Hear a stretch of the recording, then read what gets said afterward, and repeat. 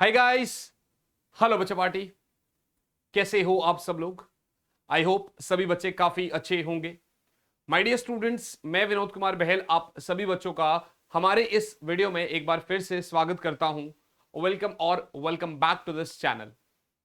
आज का एक ये जो वीडियो है एक बड़े कॉमन क्वेश्चन के ऊपर, एक बड़े कॉमन पॉइंट के ऊपर है जो कि कभी भी आपके माइंड में आता है और कभी भी आपको परेशान करता है। और वो क्वेश्चन है कि सर, फिजिक्स में न्यूमेरिकल से बहुत डर लगता है और इवन फिजिक्स से ही बहुत डर लगता है। आप मेरी बात समझिएगा। इस क्वेश्चन का आंसर करने से पहले मैं आपको थोड़ा सा कुछ कुछ चीजें बताना चाहता हूं। और वो जो गलतियां हैं जो हम करते हैं, अगर आप रिलेट कर सकते हैं तो कमेंट में जरूर बताइएगा कि यस सर, जो आपने बोला है वो रिलेटेबल है और यहां हम ये गलती करते थे। और अब इस गलती को जब हम सुधारेंगे तो जो आपका एक परसेप्शन बना हुआ है, जो आपकी एक मिथ बनी हुई है, वो अब दूर हो जाएगा, है ना। सबसे पहले पहले मैं आपको यहां पर बताना चाहता हूं। पहली जो बात है वो ये है कि यार, जब हम कोई भी टीचर से फिजिक्स पढ़ते हैं, आप वही टीचर चूज करते हैं जिस टीचर से आपको फिजिक्स पढ़ना समझ में आता है और आप लोग समझ पाते हैं। टीचर पढ़ाता है, आपको लगता है यार ये टीचर तो बहुत बढ़िया पढ़ाता है। इवन मैं भी जब बच्चों को पढ़ाता हूं तो बहुत सारे स्टूडेंट्स बोलते हैं, ठीक है ना। ऐसा होता है कि नहीं होता है? जी सर।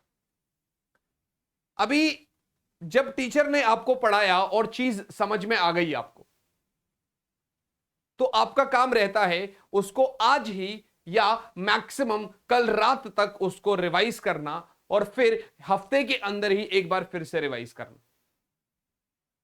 दूसरा काम था ये। और उसके बाद जैसे ही हम रिवाइज करते हैं, फिर उसके बाद उसी टॉपिक का कोई रेफरेंस बुक या एनसीईआरटी करके फिर हमें क्वेश्चंस लगाने होते हैं।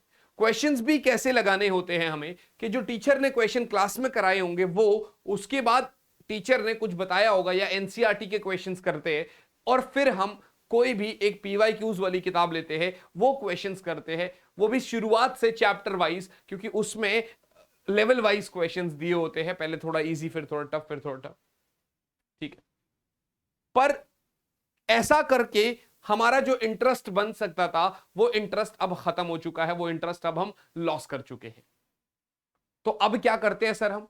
अभी क्या होता है हमारे साथ? अभी हम क्या करते हैं, टीचर हमें पढ़ाता है, हम लोग जो है वो टीचर से कंटेंट ले लेते हैं और उस कंटेंट, उस नोटबुक को हम लोग खोलते हैं करीब 15 से 20 दिन बाद।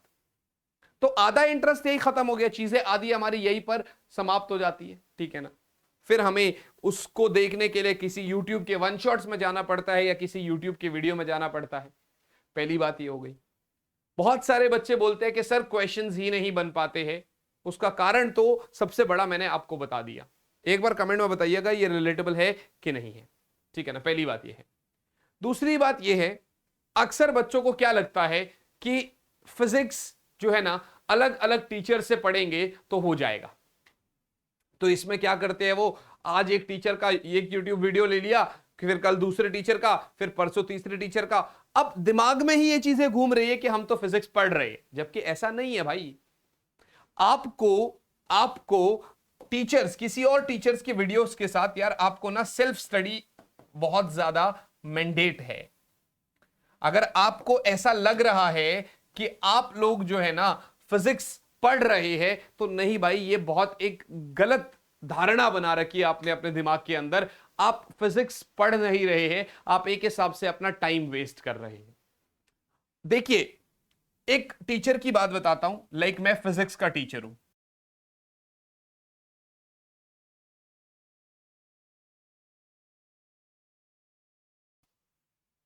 सॉरी गाइस, कैमरा बंद हो गया था थोड़ा सा, वो आई गेस कैमरे में कुछ इशू है।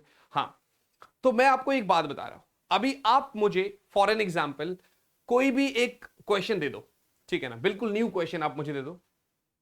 तो हो सकता है कि मैं उस क्वेश्चन में अटक जाऊं, हो सकता है कि वो क्वेश्चन मुझसे ना बने। ऐसा पूरे पूरे चांसेस है, हो सकता है ऐसा, ठीक है ना। लेकिन अगर एक ऐसा क्वेश्चन दे दोगे जो मैंने शायद पहले एक बार करा होगा, तो वो मुझसे बनेगा ही बनेगा। अब यहां पर हमारी प्रॉब्लम क्या है? हमारी प्रॉब्लम थोड़ी सी अलग है और ये मेरे साथ भी हुआ था, तो मैं इसलिए आपको बता पा रहा हूं, इसलिए मुझे अच्छे से समझ में आ रहा है। हम लोग क्या करते थे, मतलब मेरे साथ क्या हुआ कि मैं यार मूवीज में, यूट्यूब वीडियोस में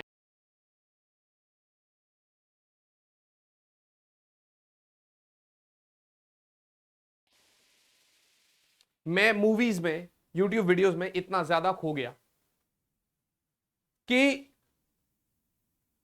मेरा फोकस, कंसंट्रेशन ही नहीं बन रहा था। समझ रहे हो आप लोग मेरी बात? मेरा फोकस, मेरा कंसंट्रेशन लेवल जो है ना वो हिल गया था कहीं से।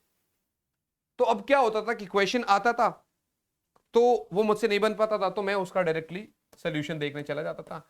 एंड देन आई फील कि यार ये क्वेश्चन तो मुझसे हो गया, देन आई फील कि ये क्वेश्चन तो मुझसे हो गया। पर बाद में जब उसी क्वेश्चन को मैं देखता था तो वो मुझसे नहीं बनता था। तो सबसे पहले पहले अब आपको क्या करना है, स्टेप्स टू बी फॉलोड, वो आप जरा ध्यान से देखिएगा। पहले आप अपने टीचर से पढ़िए, उसको 2 बार रिवाइज करिए, उसके जो 2 क्वेश्चन उसने कराए उसको 2 बार रिवाइज करिए।